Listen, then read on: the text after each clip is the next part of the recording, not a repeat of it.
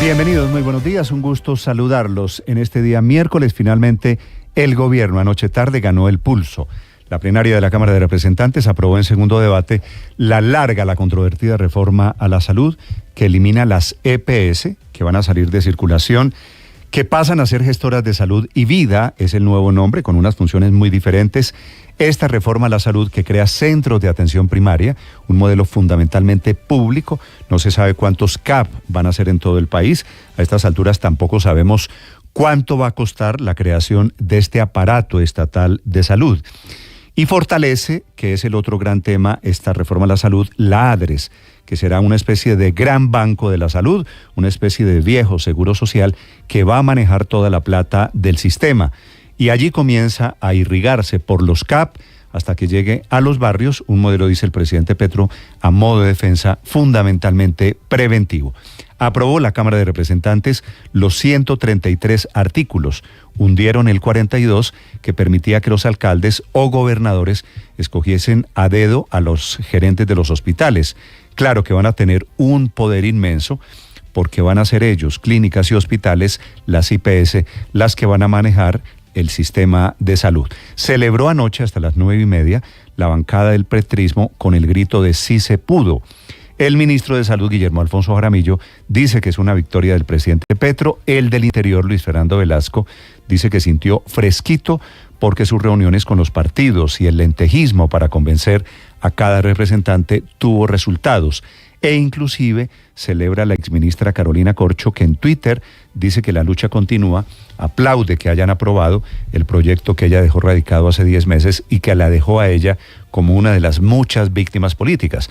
Este proyecto de la salud fue el que ocasionó en su momento la ruptura con el centro. Salieron del gabinete varios ministros, Cecilia López, José Antonio Campo, Alejandro Gaviria. El presidente se refugió en la izquierda y de momento le funcionó en la Cámara de Representantes.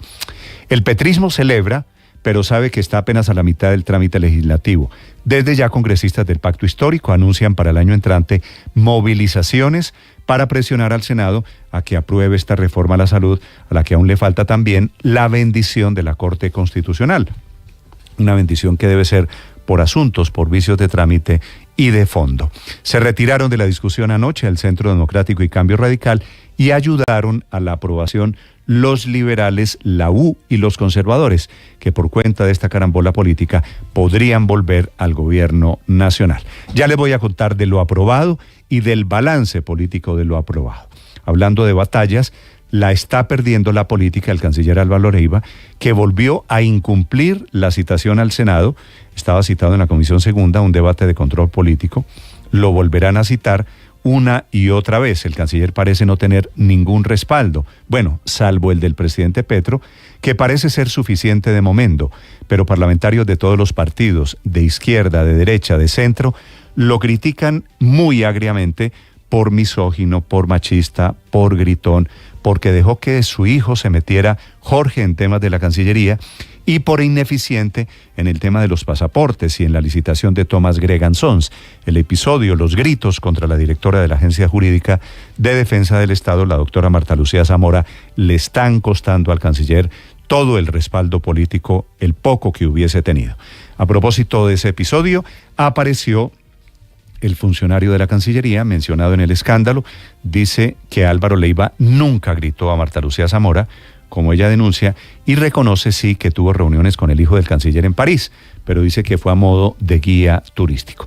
Ya esta mañana les voy a explicar además las noticias que causan la convulsión en América Latina. Primero, el gobierno de Maduro tomó decisiones para anexar al mapa de Venezuela el Esequibo, que está en la frontera oriental con la Guyana, una zona que estaba en disputa, que por cuenta de un referendo que en teoría era no vinculante, con muy baja participación, apenas 2 millones de venezolanos, termina convertido en el caballito de batalla, en el motivo, en el tema del pretexto por el cual Venezuela cambia el mapa y se toma de mano ese territorio de la Guyana Esequiba. Maduro se autoconcede 160.000 kilómetros cuadrados para explotar petróleo, gas y minerales, una zona riquísima. Hay reprimenda desde Estados Unidos y tensión, por supuesto, con Brasil, país con el que comparten fronteras. Brasil comenzó a movilizar tropas, tanques 17 hacia la frontera con Venezuela.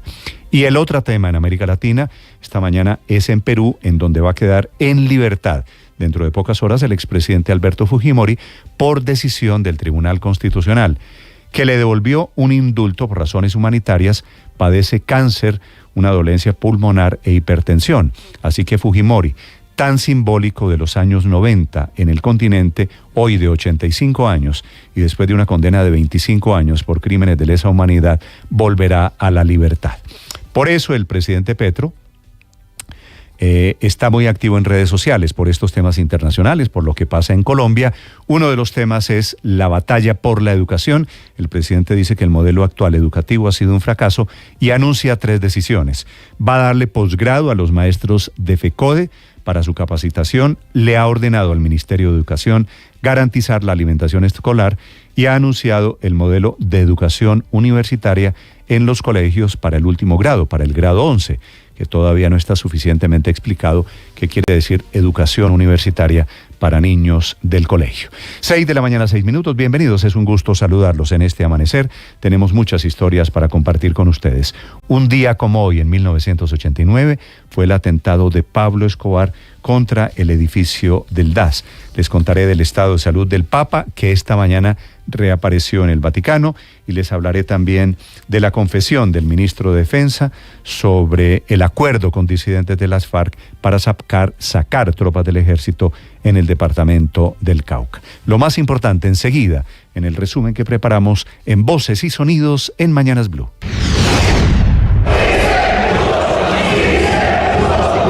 La plenaria de la Cámara de Representantes aprobó en segundo debate la reforma a la salud del gobierno del presidente Gustavo Petro. La iniciativa pasa ahora a su tercer debate en el Senado. 133 artículos de la ponencia dispuesta para segundo debate fueron aprobados. Ahora la iniciativa seguirá su trámite en la Comisión Séptima del Senado de la República. El ministro del Interior, Luis Fernando Velasco. Respetamos el debate, respetamos las observaciones de la oposición, pero logramos una muy importante mayoría que esperamos se repita en el Senado. El ministro de Salud, Guillermo Alfonso Jaramillo. Yo creo que el gobierno hoy ha ganado. Este es un triunfo de Gustavo Petro. La representante por los Verdes, Catherine Jubinao. Porque sí creemos que es una reforma probablemente de las más viciadas en los últimos años en este Congreso y no creo que tenga absolutamente ninguna posibilidad en la Corte. La directora de Gestar Salud, Carmen Dávila. Se acaba de aprobar un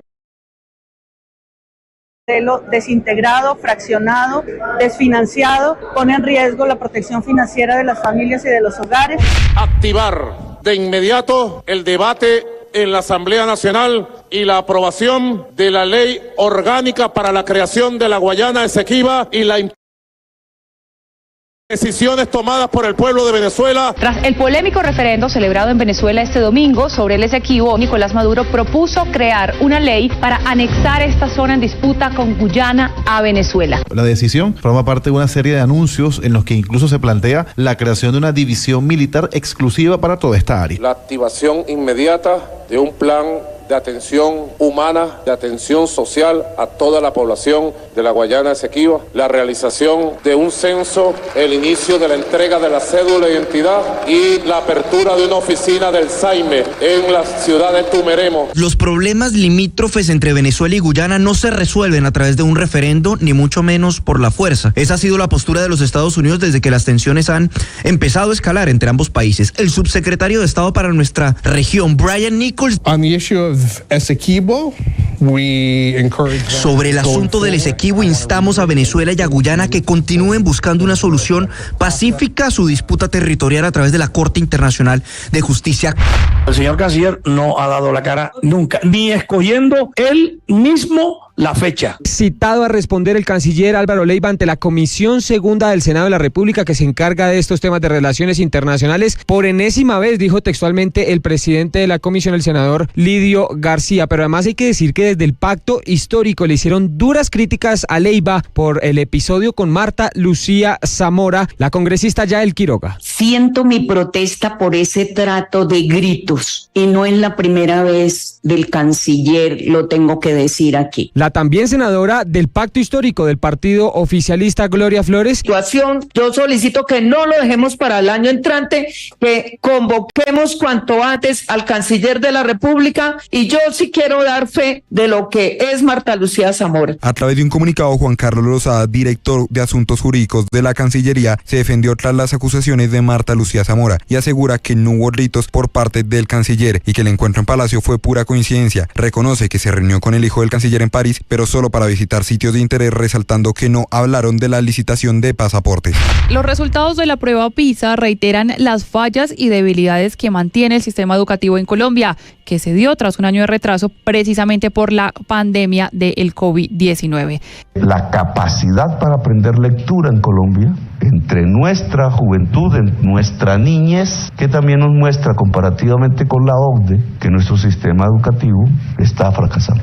Por eso es que el presidente termina ordenando de manera inmediata 3 programas: educación en posgrado gratuita a los profesores, la alimentación en jornada única e impartir educación de tipo universitaria desde los colegios.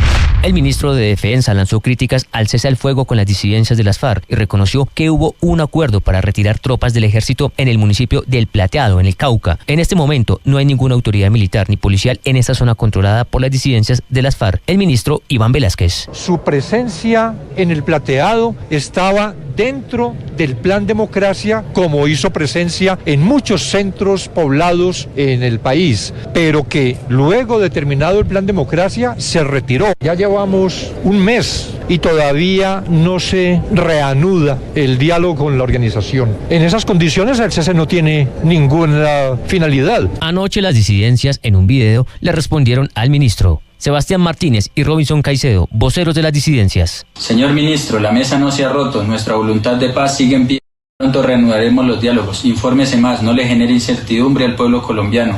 Al parecer, la crisis en el proceso de paz con el ELN no se presentó por los paros armados ni los casos de secuestro que son responsabilidad de la guerrilla, o eso es lo que cree el máximo cabecilla de ese grupo, alias Antonio García. Según él, la crisis en el proceso se ha dado porque las fuerzas militares incumplen sistemáticamente el cese al fuego bilateral. García además lanza una propuesta polémica, y es que la comunidad internacional empiece a financiar desde ya a la guerrilla, sin que hayan entregado las armas, para que ellos así puedan dejar de secuestrar y cometer delitos.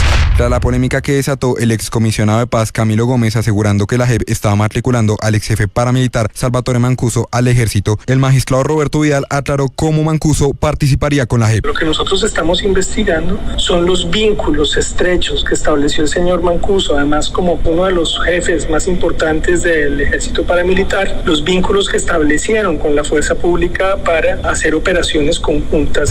Fue archivada una indagación contra la vicefiscal Marta Mancera por presuntos actos de corrupción dentro del caso de los narcofiscales, mientras Mancera se desempeñaba en cargos directivos en el Valle del Cauca y en su condición de vicefiscal general. En una macrooperación de la Fiscalía, la Armada Nacional, Migración Colombia y agencias estadounidenses, fue desmantelada una gigantesca empresa criminal dedicada al tráfico de migrantes. Ricardo Romero, delegado contra la criminalidad de la Fiscalía. Adquirían cuentas, bienes, estudios, certificaciones de estudios, todo esto de manera irregular. Una de las capturadas en diálogos con uno de los migrantes. Por San Andrés, más rápido, son 12 días. Por Medellín, son 22 días. Continúa bloqueada la vía Anapoima por la protesta de habitantes de la mesa que están en desacuerdo con la demarcación de zonas de estacionamiento regulado. Porque el actual alcalde nos quiere dejar implementado un contrato de unas zonas de estacionamiento regulado cuando no hubo la debida socialización con la comunidad. A esta hora se viven intensos combates entre el ejército israelí y las fuerzas de Hamas y la yihad islámica en la ciudad de Khan Yunis, en el sur de Gaza. Se informa de decenas de civiles muertos y heridos. Human Rights Watch le dice a Israel que sus advertencias a los civiles para evacuar no son efectivas porque no tienen dónde ir ni tienen cómo moverse a salvo. Va combinando rápidamente para Daniela Montoya. Vuelve a meter la pelota en el área. Balón al fondo. Gol. Gol. Gol. Con gol de Daniela Montoya, la selección Colombia femenina derrotó en Bogotá 1-0 a Nueva Zelanda en el último juego de preparación de este 2023. Y en la Liga Colombiana, hoy a las 8:15 de la noche, Junior y Tolima jugarán para determinar el segundo finalista de la Liga Betplay. Al cuadro pijao le basta empatar para llegar a la final. El cuadro tiburón deberá ganar para clasificar. Estás escuchando Blue Radio.